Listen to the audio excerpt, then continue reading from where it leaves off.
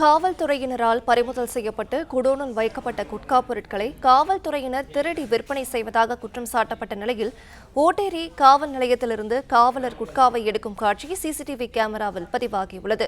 விவரங்களை தருவதற்காக நம்முடைய செய்தியாளர் கதிரவன் இணைப்பில் உள்ளார். கதிரவன் வணக்கம். முழு விவரங்கள் என்ன பதிவு பண்ணலாம்?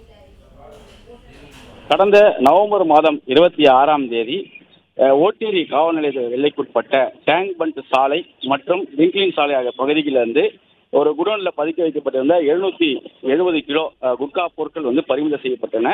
இந்த வழக்கில் 2 நபர்கள், திருவேங்கடம் மற்றும் சுரேஷ் விமல்ராஜ் ஆகிய 2 நபர்கள் கைது செய்யப்பட்டார்கள். கைது செய்யப்பட்டு அவர்கள் சிறையில் அடைக்கப்பட்ட நிலையில பறிமுதல் செய்யப்பட்ட அந்த குட்கா பொருட்கள் காவல் நிலையத்தில் பகுதியில் வைக்கப்பட்டிருக்கிறது. நீதிமன்றத்தில் சமர்ப்பிப்பதற்காக இந்த குட்கா பொருட்கள் வைக்கப்பட்டிருந்த நிலையில அதிலிருந்து சில மூட்டைகள் பிரிக்கப்பட்டு குட்கா பொருட்கள் எடுக்கப்பட்டிருப்பதாக காவல்துறையினருக்கு தகவல் கிடைத்து அதனை அங்க இருக்கக்கூடிய சிசிடிவி காட்சிகளை ஆய்வு செய்த போது அங்கு தலைமை காவலராக உளவு பிரிவில் பணியாற்றக்கூடிய வெங்கடேசன் என்ற நபர் சில குட்கா பொருட்களை எடுத்துக்கொண்டு காவல் நிலையத்தில் வெளியில் இருக்கக்கூடிய நபர்களுக்கு கொடுக்கக்கூடிய காட்சிகளும் பதிவாகி இருக்கிறது.